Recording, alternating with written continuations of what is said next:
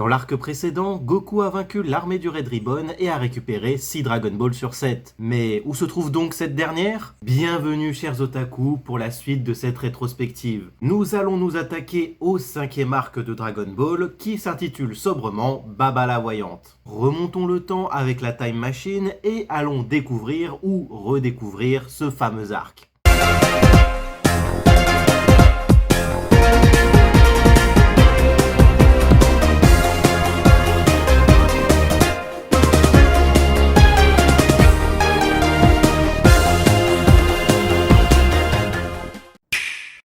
Son Goku a vaincu l'armée du Red Ribbon et a récupéré les Dragon Ball et en possède maintenant 6. Il voulut chercher la dernière boule avec le radar, mais celui-ci ne l'indique pas. Le groupe de Yamcha arrive pas loin de la base et vont se poser plus loin. Ils réfléchissent à comment s'introduire dans la base sans se faire repérer. C'est alors que Krillin vit Goku arriver. Ce dernier vit que ses amis l'appellent et va dans leur direction. Ils furent contents de voir leur ami et Yamcha est rassuré que Goku ait abandonné son assaut, mais ce dernier lui répond qu'il n'a pas abandonné et a détruit l'armée. Ses amis sont stupéfaits et Puer confirma que tout est détruit. Goku demande à Bulma de réparer le Dragon Radar et cette dernière fut surprise qu'il n'ait pas encore trouvé sous Shinshu. Mais le garçon lui affirma qu'il l'a en sa possession mais veut rassembler les Dragon Ball pour ressusciter le père d'un ami. Bulma lui dit donc qu'elle ne peut pas le réparer ici et tous se dirigèrent à Kame House. Une fois là-bas, la jeune fille ne remarqua rien d'anormal, mais Goku lui affirma que la dernière Dragon Ball ne s'affiche pas. Bulma lui dit donc qu'une créature l'a sûrement avalée, car le radar ne repère pas les ondes des boules s'il y a de la matière vivante autour.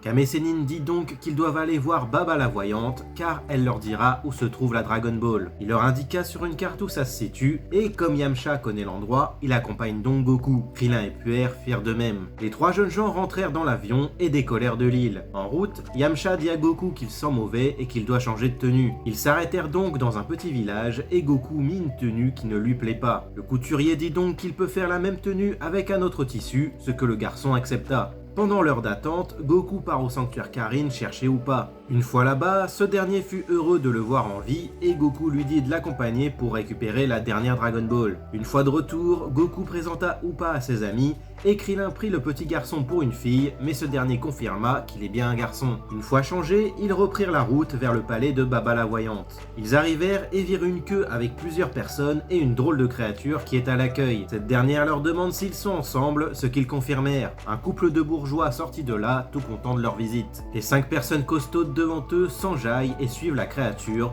on va dire que c'est un fantôme. Le groupe de Goku entendit des cris au loin et quelques instants plus tard, le groupe juste avant eux sort, blessé. Ils ne sont pas trop rassurés, mais le fantôme les invita à le suivre. Upa, Krillin et Puer ont peur et le fantôme leur dit d'entrer. Et c'est là qu'entre en scène Baba la Voyante. Goku lui demanda, dans la traduction française, si elle est Baba Larmoyante et cette dernière le corrigea. Ils demandèrent donc si elle peut retrouver la dernière Dragon Ball et la vieille femme leur demande 10 millions de zéniths pour avoir droit à une divination. Krillin et Yamcha furent stupéfaits car ils n'ont pas cette somme. Baba s'en doutait et leur dit de la suivre. Ils arrivèrent à une sorte d'arène et elle leur dit qu'ils devront affronter ces 5 champions pour avoir le droit à une divination. Krillin fut rassuré et prit la confiance, mais elle les met en garde. Goku lui dit qu'ils seront 3 à passer. Krillin étant toujours confiant, passe en premier. Baba appelle son premier combattant, Draculaman. Une chauve-souris arriva donc et se transforma en homme. Krillin attaqua en premier pour évaluer son adversaire, et ce dernier esquive aisément et se retransforme en chauve-souris et tourne autour de lui. Il se retransforme en homme et suce le sang du petit chauve. Ce dernier voulut se jeter avec son adversaire contre le sol,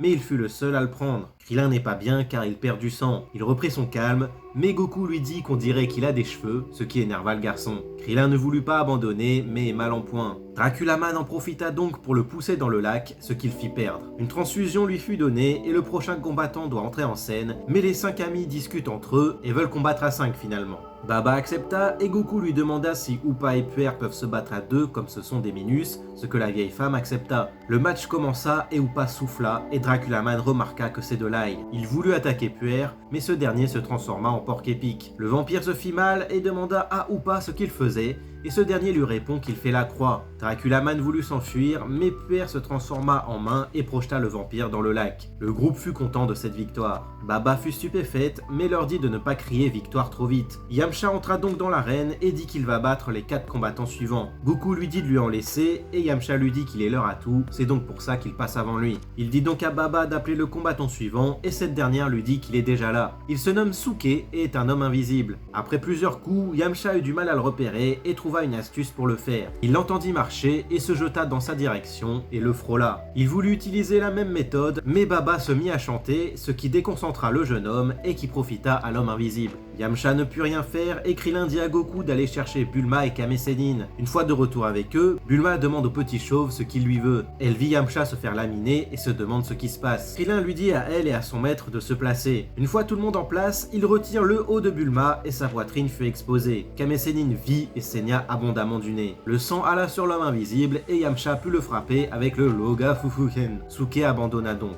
Les amis furent contents et Bulma frappa et cria sur Krillin, mais ce dernier lui dit que c'était pour sauver son petit ami. Kame Sennin réprimanda un peu son élève, mais le félicita par la suite. Baba leur dit de ne pas se réjouir trop vite, car les 3 prochains combattants sont vraiment forts. Elle leur dit aussi de la suivre dans un lieu appelé les Toilettes du Diable. On apprend aussi un peu plus tôt que Baba la Voyante est la grande sœur de Kame Sennin. Une fois arrivé au lieu, Yamcha demande conseil au vieux maître et ce dernier lui dit de rester en vie. Le jeune homme prit un autre chemin que le reste du groupe et découvrit les toilettes du diable. Baba leur montre avec un steak ce que ça fait s'ils plongent dans la lave en dessous. Une partie du groupe fut effrayée, mais Yamcha ne perdit pas courage. Baba appela donc son 3e combattant, la momie. Yamcha analyse son adversaire et en conclut que c'est un balèze qui n'est pas rapide. Il fonça donc sur lui et la momie sauta dans les airs pour atterrir derrière lui et le frapper. Yamcha attaqua, mais aucun de ses coups ne passe et faillit tomber dans la lave. La momie mit Yamcha à terre et lui dit d'abandonner, mais ce dernier poussa la momie dans le vide. Tout le monde crut en la victoire de Yamcha, mais la momie utilise ses bandelettes pour s'agripper à une des langues et remonta tranquillement. La momie prit Yamcha et le força à abandonner, ce que fit finalement le jeune homme. Baba leur demande s'ils n'ont plus de combattants et Goku lui répond qu'il reste lui. Il entra donc dans l'arène, déterminé. Le match commença et même sans être en pause de combat, la momie remarqua que Goku n'a pas de faille. La momie fonça sur lui et Goku prit les coups de plein fouet et fut mis à terre. Baba lui demande s'il est évanoui et le jeune garçon se releva sans peine.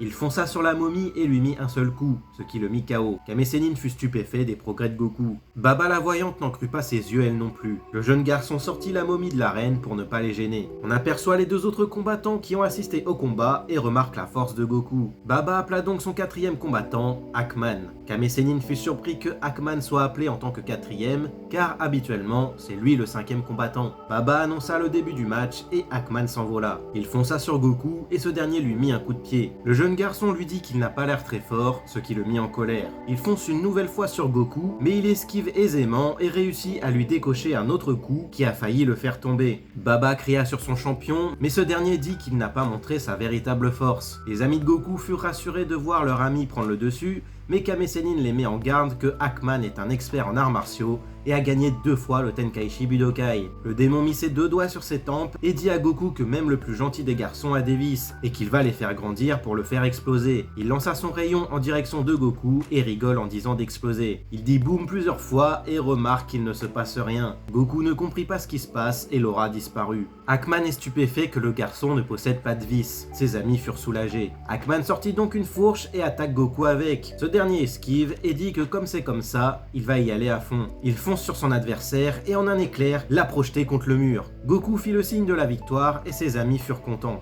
Goku dit à Baba d'appeler son dernier combattant. Elle fut désemparée car ils sont les premiers à arriver jusqu'ici et appela le 5e homme. Ce dernier entra et salua Goku et ce dernier lui répondit. L'homme masqué demanda à la voyante s'il pouvait se battre à l'extérieur, ce que la vieille femme accepta. Sur le chemin de l'arène précédente, Krillin demande à Goku s'il est fatigué, mais ce dernier lui répond que l'homme au masque sent bon. Krillin ne comprit pas et son ami lui dit que c'est une odeur qui le rend heureux. Pendant que Baba et l'homme masqué discutent plus loin, Yamcha se demande ce qu'a Kame Sennin et Bulma lui dit de ne pas s'inquiéter. Mais le vieil homme leur dit qu'il a l'impression d'avoir déjà vu cet homme et qu'il sent qu'il est redoutable. Baba fut stupéfaite parce que lui a dit l'homme masqué et fut enjouée par le match qui arrive. Elle dit donc que le match va commencer et qu'il s'arrêtera à l'abandon de l'un d'entre eux. L'homme masqué salua Goku et ce dernier fut prêt à en découdre. Ce premier lui dit s'il ne salua pas son adversaire, ce que Goku fit immédiatement. Baba déclenche le match et les deux adversaires se font face. Goku sent que son adversaire n'est pas à prendre à la légère. Ce dernier l'invite à venir, ce que fit le jeune garçon.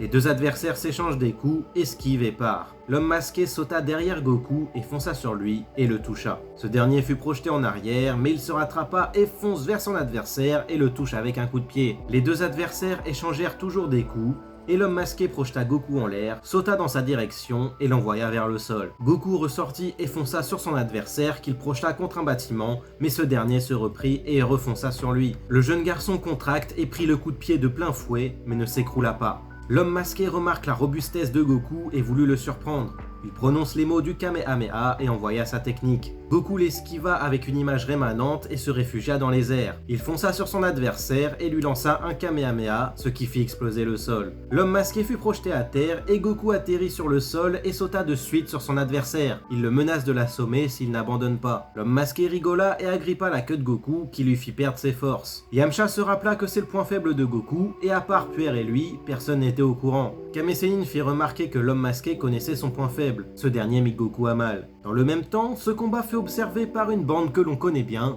la bande à Pilaf. Ils remarquèrent donc que le point faible de Goku est sa queue, et on apprend dans le même temps que c'est eux qui ont la dernière Dragon Ball. Le trio se dirigea donc vers le palais de Baba la Voyante. Goku est toujours mis à mal et son adversaire lui dit d'abandonner, ce que le garçon refusa. Kame Sennin, quant à lui, donna l'identité de l'homme masqué. Il ne s'agit de nul autre que le grand-père de Son Goku, Son Gohan. Tout le monde fut surpris. En voulant reprojeter Goku à terre, la queue de ce dernier s'arracha et il cria de douleur. Les amis du garçon sont étonnés car Son Gohan est censé être mort. Le vieux maître fit remarquer qu'il a une auréole au-dessus de la tête.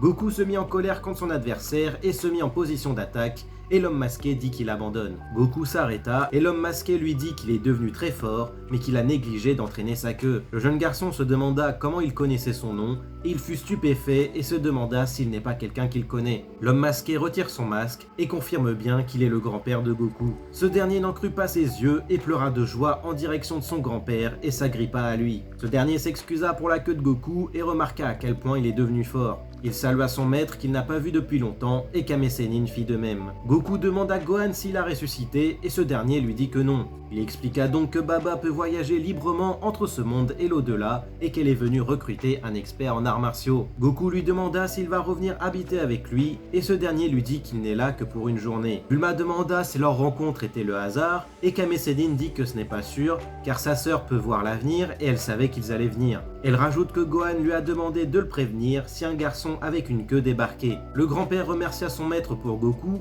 et lui demanda s'il se transforme encore en singe géant, mais Kame Sennin le rassure en disant qu'il a détruit la lune. Goku demanda ce qu'ils se disent et alla chercher la boule à 4 étoiles pour la montrer à son grand-père. Ce dernier s'étonne d'en voir d'autres similaires. Bulma dit que ces boules ont changé la vie de Goku et l'histoire lui fut expliquée et il n'en avait aucune idée. Krillin fut content pour Upa, mais ce dernier trouva dommage que l'on ressuscite pas le grand-père de Goku. Ce dernier le rassure en disant qu'il se sent bien dans l'au-delà. Yamcha fit la remarque à Kame Sennin que c'est bien son premier disciple. Baba dit donc que comme ils ont gagné, elle va tenir sa promesse. Son Gohan va donc repartir dans l'autre monde et est content de voir comme Goku a grandi et remercie son maître, ses amis et Baba et leur dit au revoir. Kame Sennin lui dit de bien se porter et Goku fut content de le revoir et dit de prendre soin d'eux et disparut.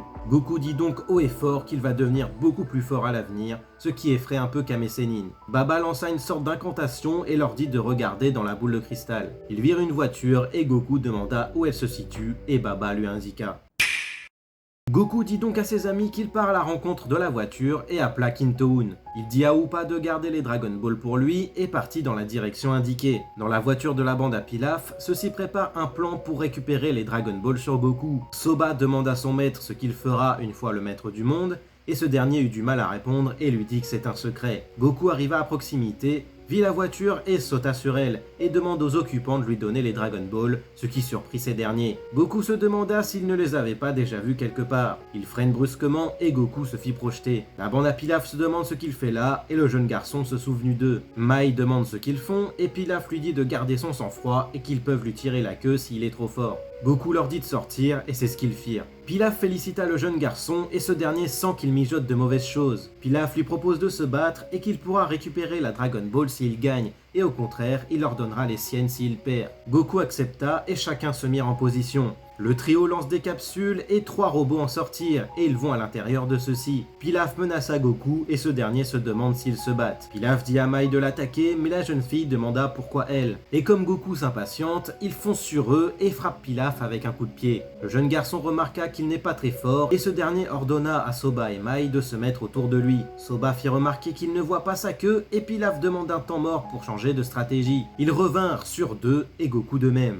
Ils se remettent en cercle autour de lui et Pilaf lui montre une direction que le jeune garçon regarda. Mai attrapa Goku et Soba lança des flammes sur lui. Pilaf bondit dans sa direction et s'apprête à lui tirer la queue, mais il remarque qu'il n'en a pas. Pendant qu'il parle, Goku se libéra et bondit derrière eux. La bande à Pilaf se demande comment faire et le jeune garçon leur dit qu'il va les attaquer. Pilaf ordonna l'assemblage de leurs robots et ne firent plus qu'un. Pilaf reprit la confiance, mais Goku lança un Kamehameha qui détruisit le bras du robot. Mai dit qu'elle ne peut plus bouger et Pilaf lui dit d'abandonner son véhicule et qu'il passe en mode autruche. Une fois assemblés, ils prirent la fuite et Goku se lança à leur poursuite. Ils lui lancèrent un missile, mais Goku le rattrapa et leur relança, ce qui les toucha. Il leur demande de lui donner leur Dragon Ball et pour ses vêtements, il prit ceux de Soba. Goku fut ravi d'avoir récupéré la dernière Dragon Ball et retourna au palais de Baba la Voyante. Une fois arrivé, tout le monde fut rassuré et il leur montra la boule. Il dit à Upa qu'ils vont à Karin et il rappela Kintoun et le petit garçon remercia tout le monde et partirent tous deux. Les amis de Goku sont impressionnés par celui-ci. Baba leur dit que ce garçon est exceptionnel et qu'un jour il sauvera le monde. Goku et Upa arrivèrent à la tour et une fois atterris, Goku posa les Dragon Ball à terre et invoqua Shenron. Le ciel devint noir, les Dragon Ball se mettent à briller et une lumière sortit de celle-ci et le dragon apparut. Goku fut toujours impressionné. Shenron leur demande d'énoncer leurs vœux et Goku invite Upa à le faire. Ce dernier demande à ressusciter son père. Goku lui demande s'il peut faire ça et Shenron confirma. La tombe du père d'Upa se mit à bouger et il en ressortit vivant. Upa fut content de revoir son père et alla vers lui. Il lui explique la situation. Shenron leur dit qu'il va se retirer. Goku regarda où est Sushinshu et fonça vers elle et l'attrapa. Le ciel redevint normal et Upa demanda à son ami pourquoi il a sauté aussi haut et ce dernier lui explique. Bola remercia Son Goku. Upa lui remémore les exploits du jeune garçon. Ce dernier dit qu'il repart revoir ses amis. Il appela Kintoun et dit au revoir à Upa et son père. De retour au palais de Baba, Goku leur expliqua ce qui s'était passé. Après avoir fait ses besoins, Puer lui dit que la recherche des Dragon Ball est terminée. Bulma lui dit qu'il va repartir à la recherche de Sushinshu dans un an, mais ce dernier leur dit qu'il a pu la récupérer avant qu'elle parte. Krillin lui demande donc s'il ne va plus repartir à la recherche des Dragon Ball, ce que confirme Goku. Il va s'entraîner pour le prochain Tenkaichi Budokai. Yamcha annonce qu'il va s'entraîner avec Kame Sennin et Goku fut fou de joie et dit qu'ils vont s'entraîner ensemble. Mais Kame Sennin lui dit qu'il est un cas à part. Ce dernier lui demande s'il veut s'améliorer, ce que confirme le jeune garçon. Kame Sennin lui dit donc qu'il n'aura plus aucun intérêt à suivre son entraînement et que ce sera plus bénéfique pour lui de parcourir le monde. Goku n'a pas très bien compris mais trouve ça intéressant. Kame Sennin lui donne donc rendez-vous au prochain Tenkaichi Budokai. Krillin se rendit compte qu'ils ne vont pas voir Goku pendant 5 ans, mais le vieux maître leur dit que comme il y a plus de participants, le tournoi se fait tous les 3 ans désormais. Goku fut ravi et leur donne rendez-vous aussi là-bas. Yamcha dit qu'il va le battre la prochaine fois, mais ce dernier ne se laissera pas faire. Goku dit à Bulma qu'il espère qu'elle sera plus gentille, et Krillin lui dit qu'il va le dépasser en taille. Goku annonce qu'il part et appelle Kintoun, mais Kame Sennin l'interrompt et lui interdit d'utiliser Kintoun, mais plutôt d'utiliser son corps. Les autres n'en revinrent pas, mais Goku sourit et dit que ça ira et partit en saluant ses amis. Baba demande à son frère s'il ne va pas se laisser distancer par Goku, et le vieux maître dit que tout le monde rentre en petite foulée. C'est ce qu'ils firent, et Goku fait aussi de même de son côté. Cet arc se déroule du chapitre 97 au chapitre 112, soit 16 chapitres, beaucoup plus court que le précédent. C'est dans cet arc que l'on fait la connaissance de Baba la Voyante, on apprend aussi que c'est la grande sœur de Kame Sennin, et ce n'est qu'en lisant cet arc qu'on le sait. Je suis pas sûr que ce détail revienne plus tard dans l'histoire, et même dans Dragon Ball Z.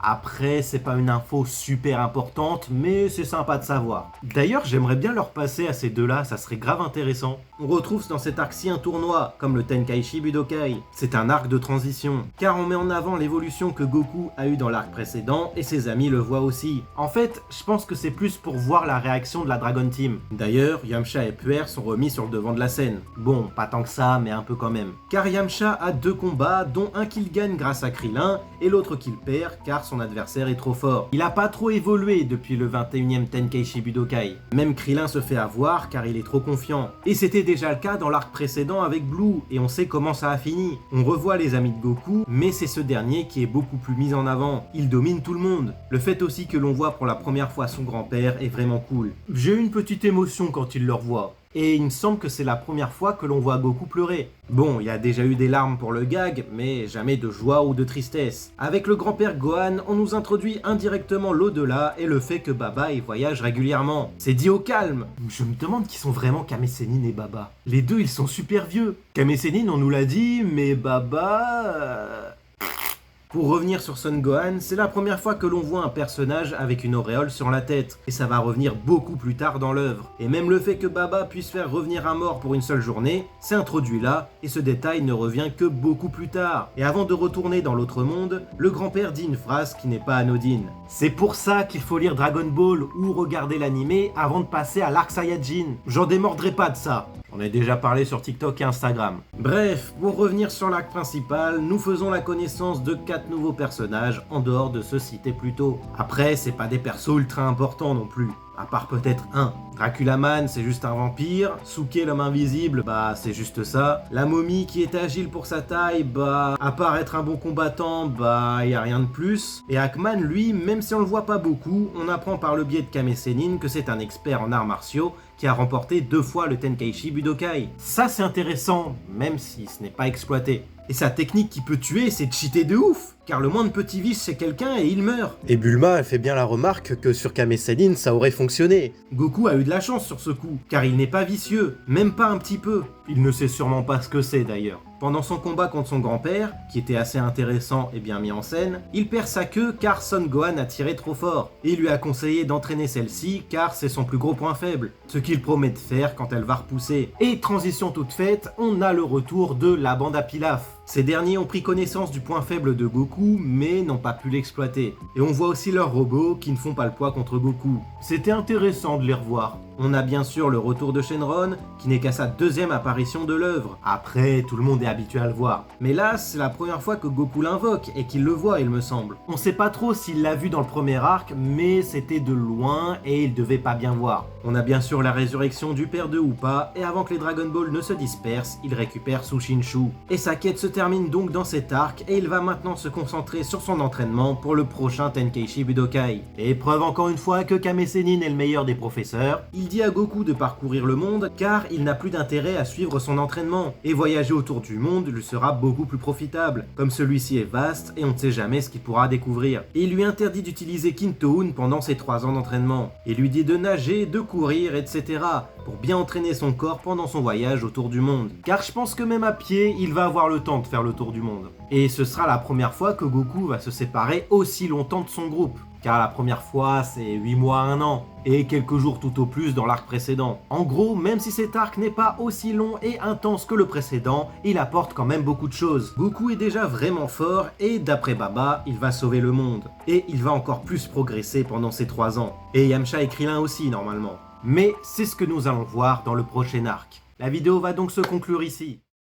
Comme d'habitude, le like, l'abonnement, le partage si ça vous a plu. Les liens de mes chaînes et réseaux sociaux sont dans la description. Et on se donne rendez-vous 3 ans plus tard pour le 22e Tenkaichi Budokai. D'ici là, portez-vous bien. Ciao!